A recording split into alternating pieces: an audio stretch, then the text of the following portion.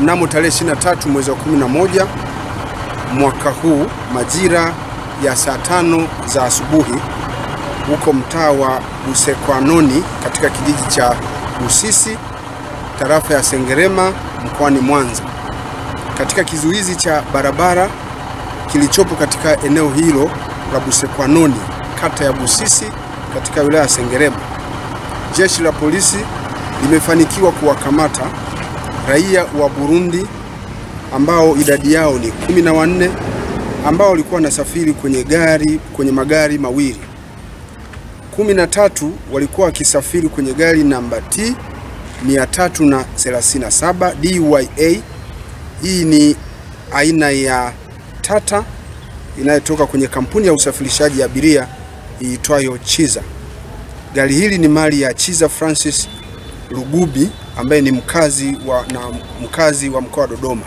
Gari hilo linafanya safari zake kutokea kijiji cha Kabanga, wilaya ya Ngara, mkoani Kagera kuelekea katika jiji la Mwanza. Gari hilo wakati linakamatwa lilikuwa likiendeshwa na dereva anayejulikana kwa jina la Jonas Richard, ambaye dereva huyo hata hivyo alifanikiwa kukimbia, kukwepa kukamatwa na askari wa jeshi la polisi, na dereva huyo mpaka sasa hivi jitihada za kumtafuta zinaendelea kufanyika.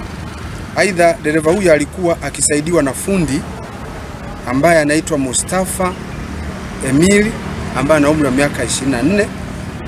Kabila lake ni Mnyamwezi, ni fundi magari mkazi wa Kahama mkoani Shinyanga. Lakini pia walikuwa na kondakta wa hilo gari ambaye anaitwa Pendo Matembele ambaye umri wake ni miaka 36, Mkristo na ni mkazi wa Nyegezi jijini Mwanza. Watu hawa baada ya kuhojiwa imebainika kuwa waliingia nchini tarehe 22 mwezi wa 11 mwaka huu kupitia mpaka wa Kabanga ulioko mkoa wa Kagera, na waliingia kinyume cha sheria.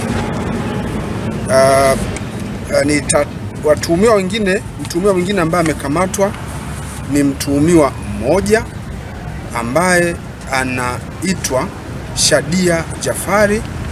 Kabila lake ana umri wa miaka 18, ni Muislamu na ni Mrundi mkazi wa Kisuru huko Burundi. Yeye alikamatwa peke yake kwenye gari. Ilikuwa ni tarehe 23 mwezi wa 11 mwaka huu majira ya saa 7:30 katika eneo la Nyatukara, wilaya ya Sengerema, na alikamatwa akiwa kwenye gari namba T 131 DRE. Hii ni gari aina ya Yutong ambayo pia imekamatwa. Magari yote hayo mawili yameshikiliwa katika kituo cha polisi Sengerema, na watuhumiwa hawa pamoja na madereva ambao walikuwa wakiendesha magari hayo wanahojiwa kuhusiana na kusaidia usafirishaji wa wahamiaji haramu kutoka eneo moja kwenda eneo lingine. Ndugu waandishi wa habari, kwa majina ya watuhumiwa 13 niliowataja mwanzo waliokamatwa, majina yao ni wa kwanza anaitwa Nkurunzinza Eloi, huyu ana miaka 38, Muhutu, amedai anaishi eneo linaitwa Muyinga huko Burundi. Wa pili ni Bizimana Asteri, ana miaka 20, ni mkazi wa Muyembe huko Burundi. Wa tatu ni Tanishaga Renova, ni mkazi wa Muyebe Burundi na miaka 20. Wa nne ni Yosaba Anatori, huyu ni Muhutu mkazi wa Muyebe Burundi. Wa tano ni Niyokukuru Jilok, miaka 23, mkazi wa Muyebe huko nchini Burundi. Wa sita ni Nsolimana Evariste, miaka 30, Muhutu mkazi wa Gozi huko Burundi. Wa saba ni Riyazimana Jeromen, Muhutu, miaka 30, Mkristo na mkazi wa Ngozi huko Burundi. Wa nane ni Mbonipa Cloud, miaka 23, Muhutu, Mkristo na mkazi wa Ngozi huko Burundi. Wa tisa ni Ntirampeba Olesti ana umri wa miaka 42, Mhutu, Mkristo na mkazi wa Nyanza Laki huko Burundi. Wa 10 ni Mbalishimana Swalid, miaka 47, Mhutu, Mkristo na mkazi wa Kitega huko Burundi. Wa 11 ni Sindobizero Oscar, miaka 28, huyu ni Mhutu, Mkristo na mkazi wa Tangala huko Burundi. Wa 12 ni Irakoze Deris, miaka 27, Mhutu, Mkristo na mkazi wa Ngozi huko Burundi. Wa 13 ni Elias Sinileyemaya, miaka 31, Mkristo, Mhutu na mkazi wa Kitega huko Burundi. Wa 14 ndio ambaye nimekwisha mtaja, kwa kurudia, anaitwa Shadia Jafari Majaliwa, miaka 18, Muislamu, Burundi na mkazi wa Kisuru huko Burundi.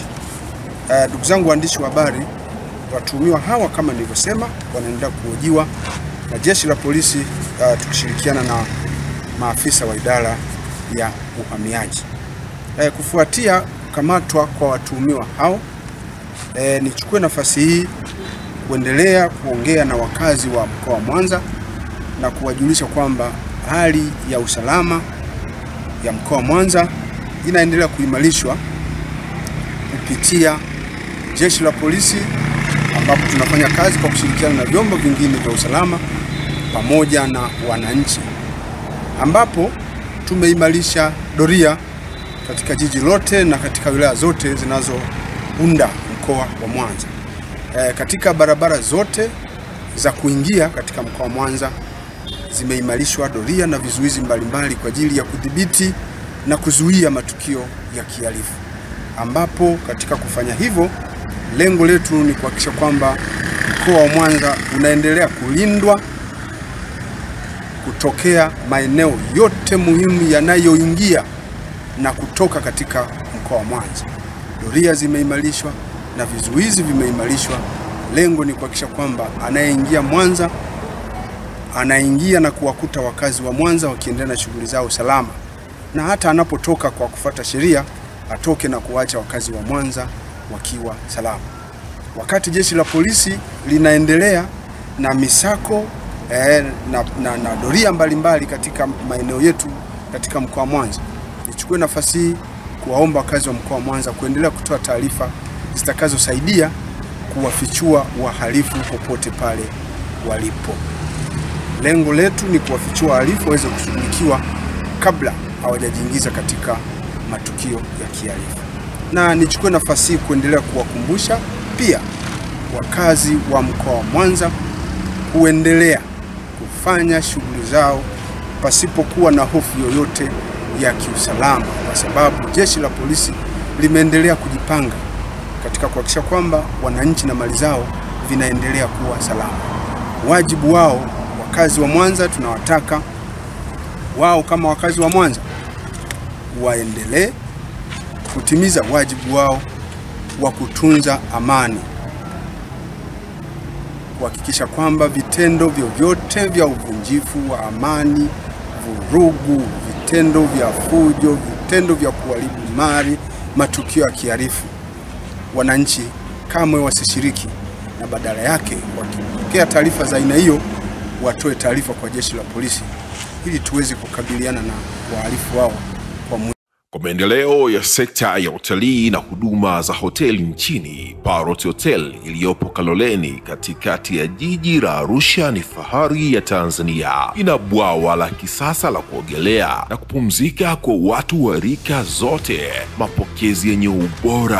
Hapa utapata kahawa safi na vinywaji baridi vya kila aina, lifti za kisasa za kupeleka kwenye floor 13 zenye vyumba zaidi ya 100, vyumba vya kulala vyenye mazingira salama na tulivu, vyenye joto la upendo na baridi ya starehe, kumbi za mikutano zenye vifaa vya kisasa, mazungumzo ya kitaifa na kimataifa, sehemu nadhifu ya chakula yenye kuleta hamu, vyakula vyenye viwango vya ubora wa afya. Baada ya uchovu wa kutwa nzima, kuna baa ya kipekee kwa jioni yako ya kukumbukwa. Karibu Parrot Hotel.